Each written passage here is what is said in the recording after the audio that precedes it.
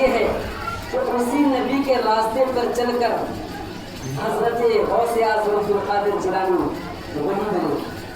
اور کیسے ولی؟ آپ نے واقعہ سنا ہوگا کہ غوث اعظم نے مردوں کو زندہ کر دیا. کہتے ہیں چل کر سبحان اللہ. ارے ہم اس ولی کے ماننے والے ہیں جو دنیا میں ظاہری طور پر بھی زندہ تھے, قبر میں بھی زندہ ہیں. جو کہتے ہیں مر گئے تو ان کے باپ مر گئے ہوں گے, ان کے بزرگ مر گئے ہوں گے. آپ نے واقعہ سنا ہوگا کہ غوث اعظم نے مردوں کو زندہ کر دیا. لیکن میں نے کیا کہا سلوک الولایہ اعلیٰ من حج النبوہ. یہ عربی والے کو بتانا چاہوں گا کہ دلیل ہوگا کہ یہ نہ لگے میں جھوٹ بات کر رہا ہوں, تاکہ یہ نہیں کہ مولانا ہے لفاظی کر کر چلا گیا تو جاہل انسان تھا, پڑھا لکھا نہیں تھا. جو چاہے یہی گرمان پکڑے پوچھ سکتا ہے, والا بتانے کا تقریر بھی تیار ہے. سوچنے والی بات کیا ہے؟ میں نے کہا کہ غوث اعظم نبی کے راستے پر چل کر ولی بنے. وہ کس طرح؟ میں آپ کو واقعہ بتاؤں.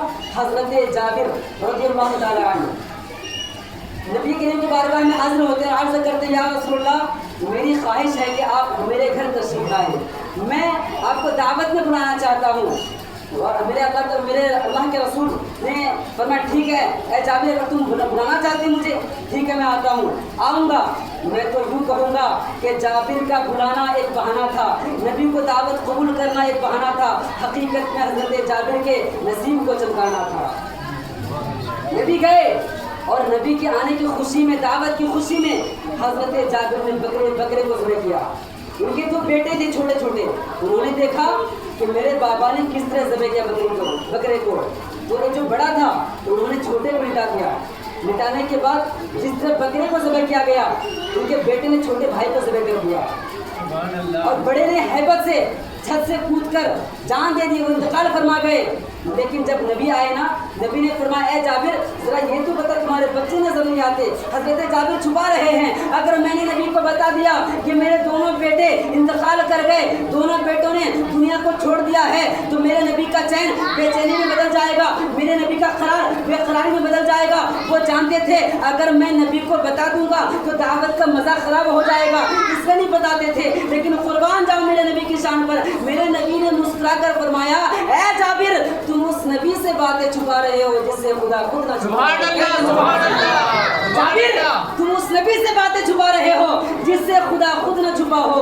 نبی نے فرمایا اے جابر میں نے یہ کہا کہ میں کھانا کھاؤں گا تو تمہارے بیٹوں کے ساتھ کھاؤں گا. میں اس جملے کی گہرائی سے آپ کو لے جانا چاہتا ہوں. نبی نے یہ نہیں فرمایا جابر میں چاہتا تھا کہ تمہارے بیٹے آئے ان کے ساتھ کھاتا. نبی نے یہ نہیں فرمایا. نبی نے فرمایا کہ جابر میں تو چاہتا ہوں کہ تمہارے بیٹے کے ساتھ کھاؤں. تو چونکہ نبی نے کہا کھانا چاہتا ہوں یعنی نبی کی مرضی تھی. نبی نے کہا اپنے بیٹوں کو بلاؤ, جیسے حضرت جابر کے بیٹوں کو بلایا گیا. نبی نے اپنے لعاب دہن لگایا, وہ بچے زندہ ہو گئے. چونکہ آپ نے سن رکھا ہے کہ غوث اعظم نے مردوں کو زندہ کر دیا تھا.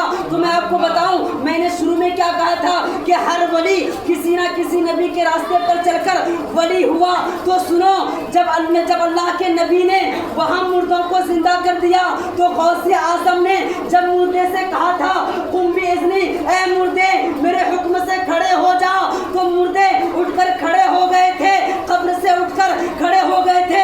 وہ مردہ جن کو مرے سالوں گزر گیا تھا, غوث اعظم نے فرمایا اٹھ کر کھڑا ہو جا, تو کھڑا ہو گیا.